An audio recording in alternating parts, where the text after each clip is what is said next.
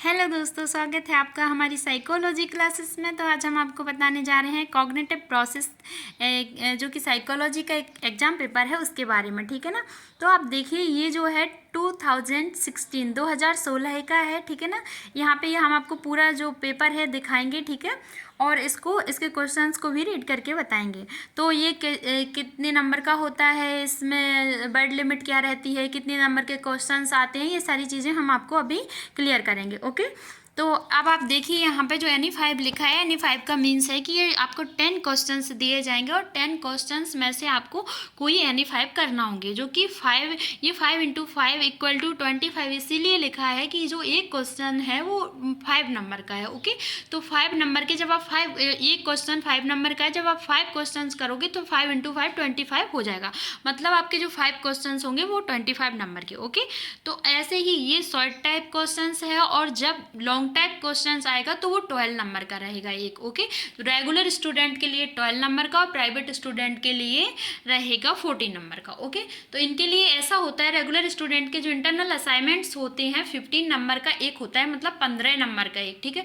तो 85 प्लस जो 80, और ये एक्सटर्नल एग्जाम होता है, ये एग्जाम पेपर होता है, ये 85 नंबर का होता है। 85 + 15 85 + 15 जब करते हैं तो =100, मतलब 100 नंबर हो जाते हैं। ठीक है। और जब ऐसे ही यहाँ पे आप देख सकते हैं, हम दिखाते हैं आपको जो रेगुलर प्राइवेट स्टूडेंट होते हैं, प्राइवेट स्टूडेंट के बारे में बताते हैं। तो जो प्राइवेट स्टूडेंट के लिए ये जो 5 नंबर का क्वेश्चन है रेगुलर का, ये प्राइवेट स्टूडेंट के लिए 6 नंबर का हो जाता है। ठीक है। तो 30 नंबर की हो जाती हूँ, और उधर 14 नंबर का एक लॉन्ग टाइप क्वेश्चन हो जाता है, तो उधर उनके नंबर बढ़ जाते हैं। तो उनके जो इंटरनल असाइनमेंट है वो नहीं होते, इसलिए उनका पेपर जो है 100 नंबर का रहता है। ओके। तो अब आप यहाँ पे देखिए, स्मृति की परिभाषा दीजिए, डिफाइन मेमोरी। ओके। अब है दोहराने का स्मरण में उपयोग, use of rehearsal in memory, प्रक्रियाकरण स्तर का अर्थ बतलाइए। ठीक है ना।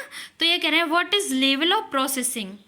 तो यहाँ पे प्रासंगिक स्मृति क्या है, व्हाट इज एपिसोडिक मेमोरी, अर्थगत स्मृति की प्रकृति बतलाइए। तो what is level of processing, तत्व तुलना से क्या तात्पर्य है, what do you mean by feature comparison. ठीक है। स्मृति मॉडल के प्रकार सारांश में बताइए, सारांश में बतलाइए। ठीक है। तो give in short type of memory model. ठीक है ना। अब यहाँ पे आप देख सकते हैं, संप्रदाय निर्माण में नैसर्गिक श्रेणियों की भूमिका को बतलाइए। ठीक है। यहाँ पे आप नेक्स्ट क्वेश्चन देखिए, चश्मदीद गवाह की विश्वसनीयता, reliability of I witness testimony. Okay.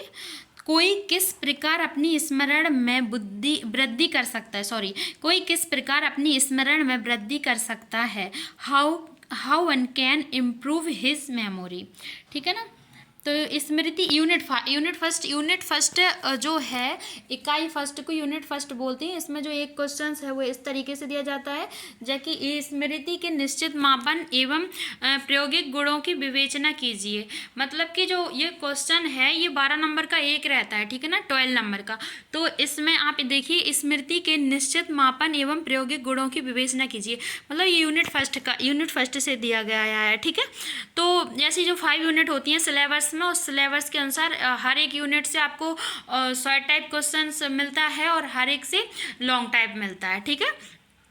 तो अब आप यहाँ पे देखिए, डिस्कस यहाँ पर discuss certain measures and empirical features of memory. अथवा करके एक और दिया गया है, अथवा और का मतलब होता है इनमें से दो कोई एक करना है आपको। कि निम्नलिखित में से किन्हीं दो पर सारांश में अपने विचार लिखिए।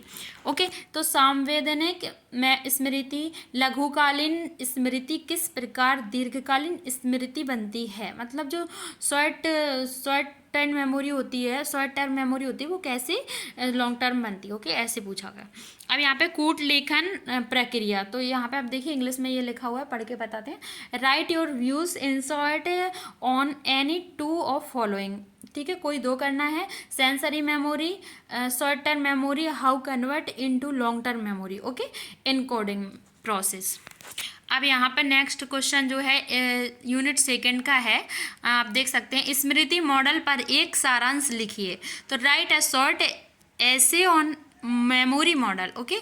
अथवा सारांश में बतलाइए कि आपके अनुसार कौन सा स्मृति प्रक्रिया मॉडल समझाने में श्रेष्ठ है।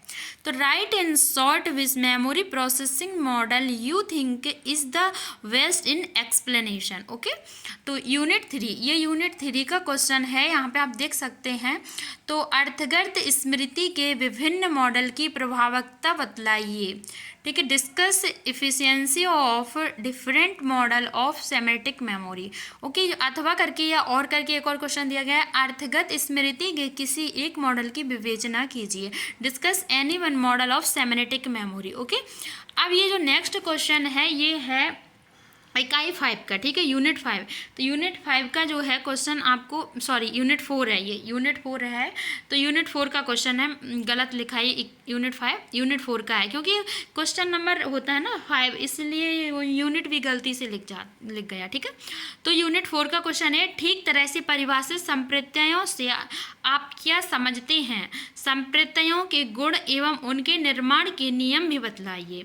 तो what do you mean by well defined concepts along with concept features and rules of concept formation। Okay, तो अब नेक्स्ट क्वेश्चन देखें, इसके अथवा में ये दिया गया है, किन्हीं दो का सारांश लिखिए।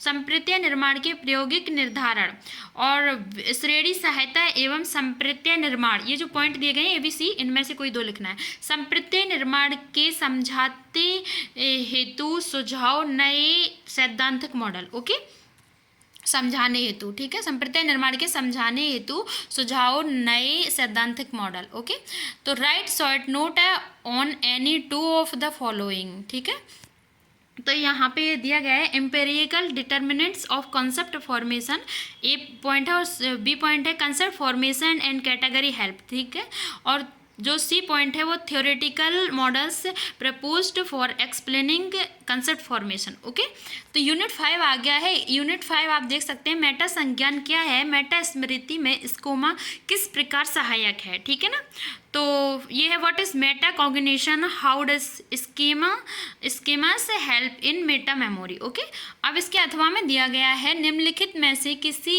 एक पर अपने विचार लिखिए। स्मृति एवं मनोदशा के संबंध। दूसरा है जहाँ पर ही है क्या तथ्य है। ठीक है, और ये सी है परिवार समानता से क्या तात्पर्य है। तो write your views on any one of the following. ठीक है, तो relation between memory and mood. अब यहाँ पे बी पॉइंट है, ये पॉइंट था relation between memory and mood, और जो बी पॉइंट है वो है what is tip of tongue phenomenon. ठीक है, तीसरा था